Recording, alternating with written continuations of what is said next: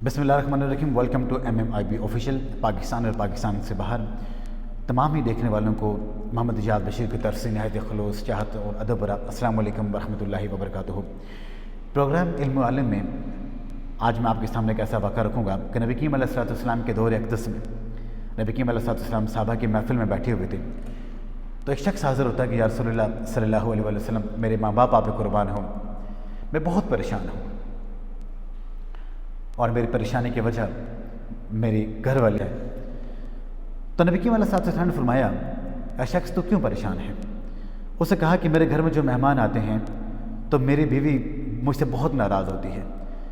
कि मुझे बहुत सा काम करना पड़ता है, तुम्हारे मेहमानों के लिए मुझे खाना बनाना पड़ता है, इनके लिए रहने का इंतज़ाम करना पड़ता है, मुझे बर्तन धोने पड़ते हैं और तरह तरह की बातें करते हैं, जिसकी वजह से मैं बहुत परेशान हूँ। तो नबी करीम अलैहिस्सलाम ने फरमाया कि शख्स तो बिल्कुल परेशान ना हो, बस आज तू जा और अपने घर में अपनी बीवी को ये बता कि कल मोहम्मद सल्लल्लाहु अलैहि वसल्लम तेरे घर के मेहमान बनेंगे। तो वो शख्स खुशी खुशी दौड़ा दौड़ा चला जाता है और जब अपने घर में पहुंचता है तो अपनी बीवी को ये पैगाम देता है कि कल हमारे घर में दो जहां के आका जनाब पैगम्बर इस्लाम मोहम्मद मुस्तफ़ा सल्लल्लाहु अलैहि वसल्लम हमारे घर में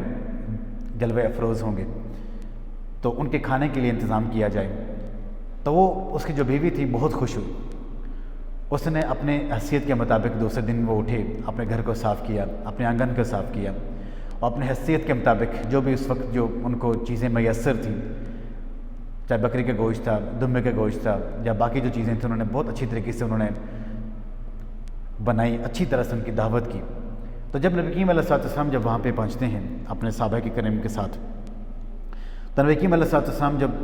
वहाँ पे खाना तनावल फरमा रहे होते हैं, तो खाना तनावल फरमाने के बाद जब नबी करीम अलैहिस्सलाम उस शख्स से पूछते हैं कि ऐ शख्स कि आज तेरे घर में रहमतें हैं, आज तेरे घर में बरकतें हैं।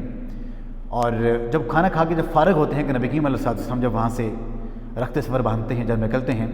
तो निकलने से पहले जो कहते हैं कि जब हम लोग जब निकलेंगे इस घर से, अपनी बीवी को ये कहना कि वो और तुम दोनों हमारे साथ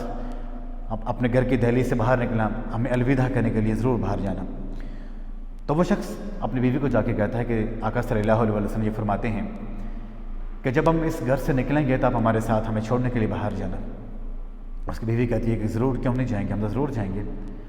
तो बाद में ये होता है कि जब नबी करीम अलैहिस्सलाम घर से निकलते हैं, खाना खाने के बाद उनके साथ नबी करीम अलैहिस्सलाम के सहाबा किराम भी होते हैं, तो वो जो आदमी और उसकी बीवी उनके साथ निकलते हैं, तो नबी करीम अलैहिस्सलाम एक साइड पे होकर कहते हैं कि अब आप देख रहे हैं कि आपके दरवाजे से क्या क्या चीज़ें निकल रही हैं, आपको कोई कोई चीज़ें दिखाई दे रही हैं। वो शख्स अपनी बीवी को कहता है कि तू भी देख अपने दरवाजे की तरफ, अपने घर की दहलीज की तरफ क्या क्या चीज़ें जा रही हैं। फिर वो ज़रा गौर से देखते हैं तो देखते हैं कि उनके साथ उनके जब नबी करीम अलैहिस्सलाम अपने सहाबा को अपने घर से लेकर बाहर निकलते हैं, तो उनके घर की जितनी भी बलायात होती हैं, जितनी आफातें होती हैं, जितनी मुश्किलात होती हैं, जितने भी कीड़े मकोड़े, जितने भी जर्म्स होते हैं, जितने भी उनको नुकसानात पहुंचाने वाली जो चीज़ें होती हैं, वो तमाम के तमाम जो नजस किस्म की जो शयातीन होते हैं, जो बलायात होती हैं, मुसीबतें, तकलीफ़ें, वो तमाम के तमाम उस घर से बाहर निकलती जा रही होती हैं। जब वो खातून वो चीज़ तमाम मंजर देखती है तो वो चौंक उठती है और उस वक्त वो अपने खामन से कहती है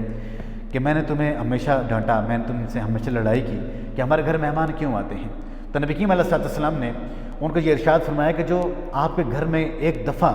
खाना खाने के लिए आता है, जो आपके घर में जो मेहमान आता है, वो रहमत लाता है, और जब वो जाता है आपके घर की जितनी मुश्किलात होती हैं, आपके घर की जितनी भी तंगियाँ होती हैं, आपके घर के जितने मसाइल होते हैं, जितने मसाइब होते हैं, वो तमाम के तमाम अपने साथ लेके बाहर चला जाता है। तो आपका घर बिल्कुल रहमतों से भर जाता है, आपके घर में आसूदगी आ जाती है, आपके घर में खुशियाँ आ जाती हैं। और उसके बाद जब नबी करीम अलैहिस्सलाम से रवाना होते हैं, वो जो खातून होती है वो अपने शौहर से कहती है कि आप मुझे माफ़ कीजिए और मैं आज के बाद आपके किसी भी मेहमान जो भी हमारे घर में आएंगे तो मैं उनको कुछ भी नहीं कहूँगी और वो मेरे लिए बाइस बरकत होंगी। इस वाक़े से हमें एक सबक मिलता है, हमारे घर में जो लोग आते हैं हमें उनका शुक्रिया अदा करना चाहिए। वैसे शुक्रिया अदा करना चाहिए कि जो भी हमारे घरों में आता है तो हमें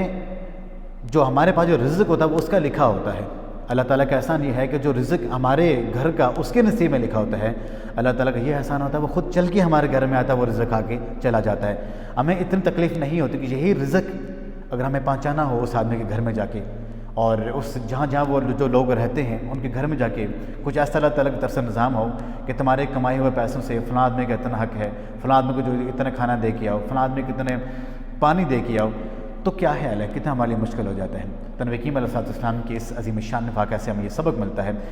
کہ آقا صلی اللہ علیہ وآلہ وسلم نے نہ صرف اس آدمی کو سمجھایا بلکہ پورا پریکٹیکل کر کے سمجھایا کہ میں آپ کے گھر میں آؤں گا اور آپ خود دیکھ لینا کہ آپ کے گھر سے مشکلات اور آفات اور دکھ،